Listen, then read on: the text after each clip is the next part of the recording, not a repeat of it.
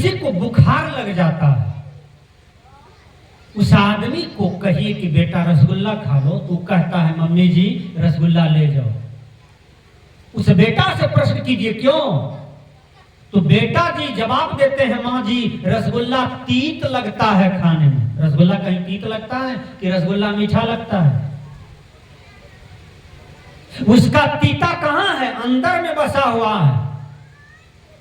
उसी प्रकार जिस आदमी के अंदर में तीता है, तीता मतलब पाप, जिसके अंदर में पाप है उसको सत्संग अच्छा नहीं लगेगा,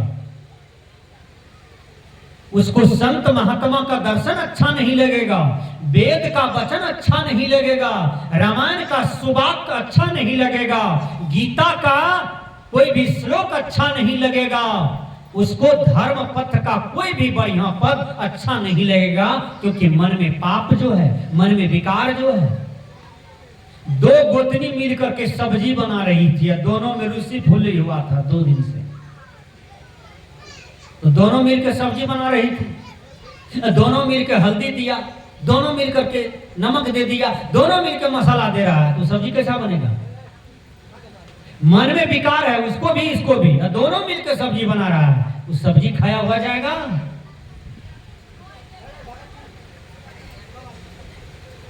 इसलिए मैंने कहा कि सत्संग परिवर्तन प्रवर्तक स्थल है। बदलिए अपने जीवन को। रामायणकार कहते हैं बिन सत्संग विवेक न होई, बिना सत्संग का विवेक नहीं होता है।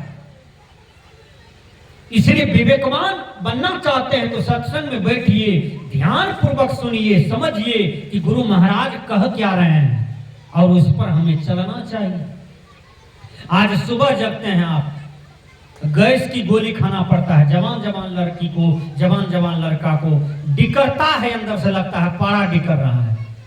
क्यों भैया? जवानी में गैस्ट्रिक बीमारी आ गई, जवानी में चीनी आ गई, जवानी में प्रेशर आ गया।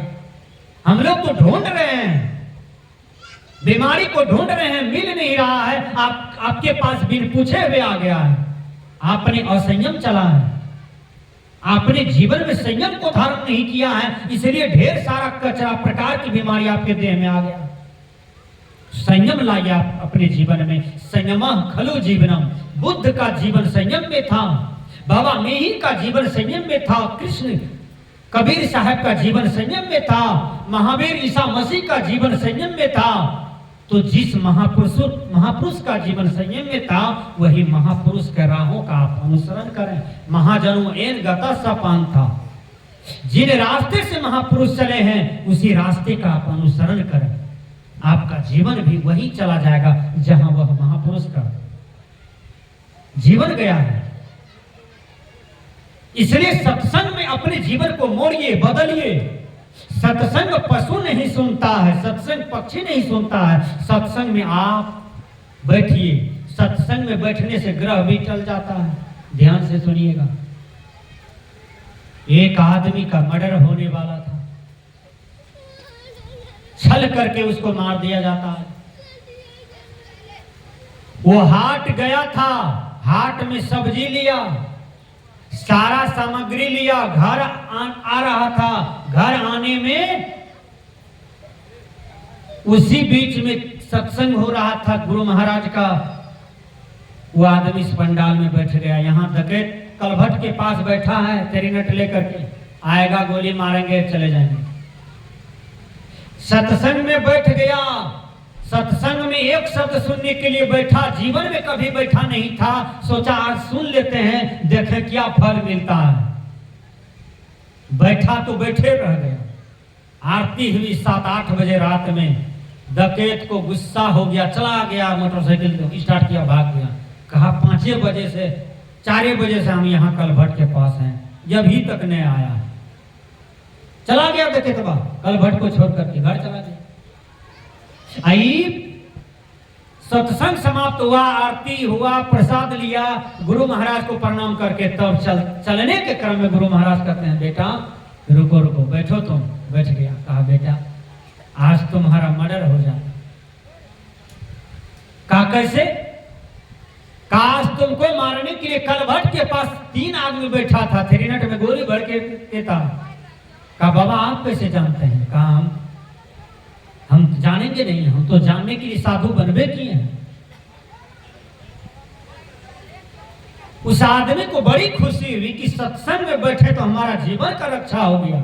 गुरु महाराज की कृपा से आज मैं बच गया, सत्संग में बैठने से मेरा ग्रह टल गया। तुरंत वो क्या किए, गुरु महाराज के चरण में अपना माथा को रख दिए। कहा बाबा यही गला में माला पहना दीजिए, आज से मैं आपका शिष्य बन गया और हम आपका भक्ति करेंगे। देखिए सत्संग में कितनी बड़ी शक्ति है। इसलिए हर आदमी सत्संग कीजिए, कराइए दरवाजे पर। ये नहीं कि कोई बेटा जन्म लिया तब ये करवाएंगे, कोई मरा तब ये करवाएंगे, नहीं। हमारा शिष्या है तो धीमा में बनमनखी, माँ बेटी है दोनों। बैरक घर पड़ता है, धीमा में जमीन लेके बढ़िया मकान बना लिया, बिजनेस करता है। हमको कहा गुरुजी आप 2 महीना पर मेरे यहाँ आते रहिए। मैंने कहा क्यों? कहा मुठिया चावल निकालते हैं। वो चावल मुठिया जो 2 महीना निकालते हैं तो लगभग 4-5 किलो हो जाता है। वो चावल आप लेते जाइए, यही गुरु सेवा है बाबा, इतना भी मौका तो दीजिए।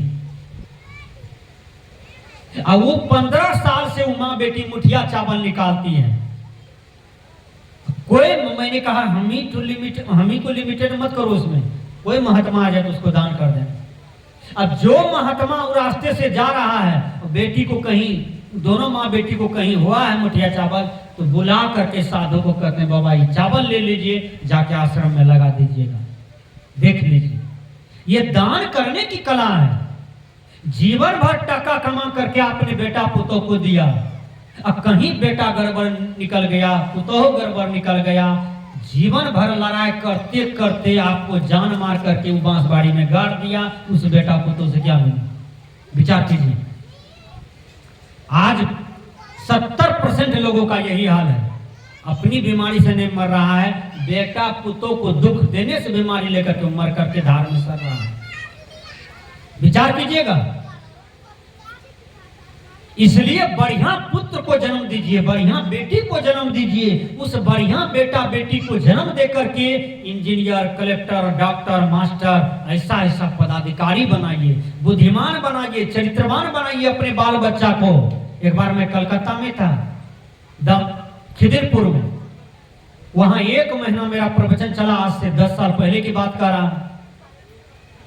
तो एक बचिया आई, हमको साहेब बंदगी किया। कहा बाबा साहेब बंदगी? बचिया की आवाज सुन करके, उनका व्यवहार सुन करके हम बड़ी प्रभावित हूं। मैंने कहा बेटी तुम साहेब बंदगी करते हो, उम्र तो तुम्हारा 26 साल है। कहा बाबा हमारे यहाँ सब साहेबे बंदगी वाले हैं। वो बचिया चली गई, मम्मी को पकड़ करके लाई। कहा बाबा आए हैं, चलिए ना साहेब बंदगी हम करें। उसकी माँ सेब संतरा लेकर के आई, पर साहेब बंदगी किया। मैंने कहा बेटी तुम्हारी है? कहाँ?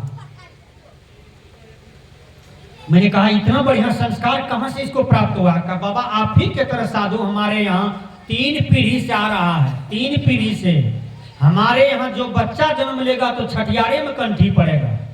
अब बिन कंठी के हमारे यहाँ कोई नहीं है। हमारे यहाँ एक तो बकरी नहीं मिलेगा, एक तो कुत्ता नहीं मिलेगा। हमारे यहाँ इस सब का नहीं है, केवल कंठीधारी हैं, साहेब बंदगी वाले हैं। हम लोग दल भंडारा पुरते हैं, साल में एक बार भंडारा जम करके 10,000 आदमी को दरवाजे पर खिलाते हैं, मेहनत करते हैं, जीव का रक्षा करते हैं, बढ़िया बढ़िया उपदेश सुनते हैं, सुनाते भी हैं। अभी देखिए हमारे साहब थे बगल में, 10 मिनट उपदेश की। ऐसा आदमी यदि बेगूसराय में हो जाए, घर घर इतना बढ़िया ज्ञान हो जाए, फुलपंथ में नवधा भक्ति में इतना बढ़िया ज्ञान को धारण कर ले, तो मैं कहता हूं बेगूसराय में कभी भी थानेदार को किसी के दरवाजे पर आने की जरूरत नहीं पड़ेगा, और हर घर स्वर्ग से सुंदर रहेगा। कोई मनुष्य किसी मनुष्य से भयभीत नहीं रहेंगे। भय तो मानव समाज में है, पशु में नहीं है, पक्षी में नहीं है। भय किसने लाया? मनुष्य अपना गलत काम करके, गलत सोच करके, गलत सोच का रूप बदल करके ये मानव समाज को भयभीत कर दिया। इसलिए सज्जनों, पशु समाज सुखी है, पक्षी समाज सुखी है, लेकिन मनुष्य से भयभीत है, क्योंकि मनुष्य गलत काम करके अपना आसुरी वृत्ति को दिखा देता है। इसलिए मनुष्य को दानव नहीं बनना चाहिए, मनुष्य को देवता बनना चाहिए। आइए, मैंने कहा कि सत्संग